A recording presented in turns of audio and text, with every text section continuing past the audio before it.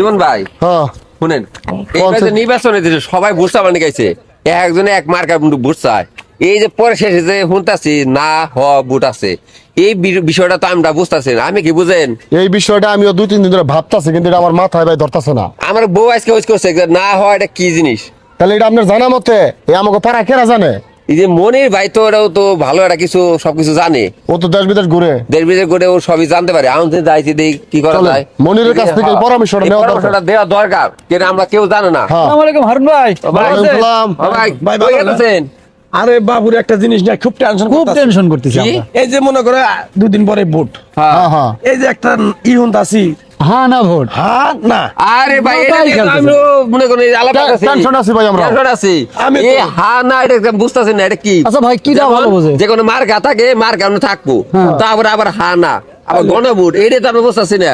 শুনেন ভাই, আমরা জনগণ হিসেবে এই বিষয়টা জানতে হবো। কেউ প্রকাশ করে নাই, আমরা টিভি খবরে দেখছি খালি নাই বলে। কি সমস্যা এটা আঙ্গুর ভাঙে নাই, পেপারে বলে লেখা থাকবো দেখি আর বুঝবো। ওই টাইমে কি আমরা পড়ার সময় থাকবো? হারুন ভাই আমার কথা শোনেন, এই না এই দুইটার অর্থ কি না বুঝে আমি ভোট কেন্দ্রে কিন্তু যাবো না। ভালো বোঝে মনি ভাই জানে, মনি ভাই মনি ভাই জানতে পারে। আইন ভাই মনে করুন ভোট দেই দেই যে মার্কেট দেই, এই মার্কেট দিলাম দেখি না হওয়াটা তো বুঝলাম না, হয় দিব না নাই দিব, আমরা কোন জায়গায় দিলাম বুঝা কাজ করো না। এটা তো বিষয়টা কোনো মানে কোনো কাজ করুন যাবে নাকি? আপনারা কোন যান? আরে ভাই কোনো তো বুঝেন, সামনে নির্বাচন আছে না, এই নির্বাচনের মধ্যে যে কোনো মার্কা আছে এটা দিলাম, বুঝবো যে এই মার্কা দিলে অমক না হয়, এটা তো আমরা বুঝি না। এটা বলে গণভোট, এই জিনিসটা বুঝি না। এটা আমরা ভোট কেন যাই, এটা 2 দিন পরে ভোট বুদ্ধি দেবো। এই 2 দিন পরে আমরা কি দেখবো, বলে দেখা থাকবো কি পয়টা তারপরে সিদ্ধান্ত দেবো। সিদ্ধান্ত আগে নিতে দেবো। এখন আমরা সিদ্ধান্ত নিছি, আমরা তো জানি না। ওই যে আমাকে পাড়ার মনির আছে না, ও বলে মোটামুটি নেট চালায়, দেশ বিদেশে ঘুরে, হারুন ভাই গুলো ও বলে জানে। তাহলে তো আমার এই বিষয়টা জানা দরকার। আসেন মনির ভাই, আমি নিয়ে যাইতাছি ভাই।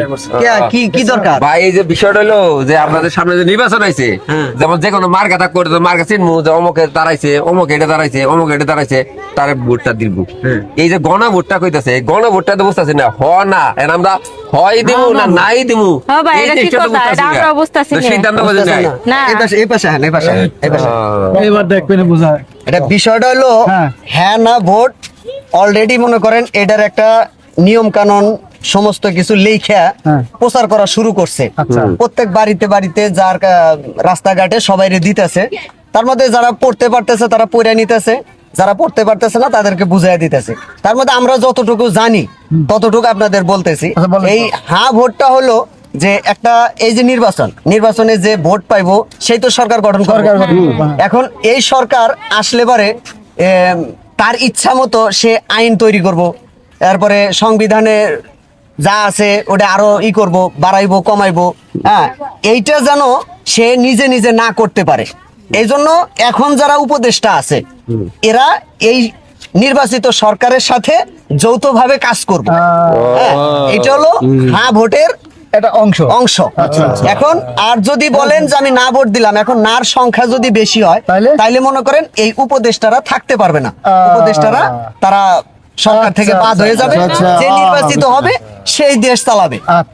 আর যদি ভোট বেশি হয় তাহলে সম্মিলিত একটা সরকার গঠন হবে, সংসদ সম্মিলিত ভাবে চলবে। এতে এখন জনগণের যেভাবে ভালো হয়, যেভাবে জনগণকে চালাইতে হয় সেভাবে সবাই মিলেমিশে একটা সিদ্ধান্ত নিয়ে তারপরে করবে। মানে সরকার নিজে নিজে সিদ্ধান্ত নিতে পারবে না। এই যে আমরা একটা বিষয়টা বুঝলাম, আমাদের কিন্তু এতদিন এটা আমরা মাথায় ছিল না। সবাই মিলে আপনার বুকলে আসার উদ্দেশ্য হলো যে আমরা সবাই সচেতন হইলাম। এখন এই না ভোটের জন্য আপনাদের কিন্তু কেউ জোর করবে না, ঠিক আছে?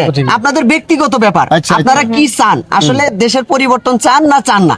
যদি চান তাহলে ভোট দিবেন, আর যদি না চান তাহলে না ভোট দিবেন। এটা হলো আপনাদের উপরে।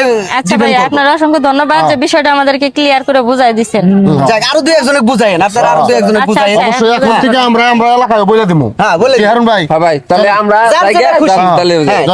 আপনি কই জানিছিলেন? আমি ভাই তাহলে আমি এটা জান, আমরা ঠিক আছে, আমরা সামনে যাইতেছি।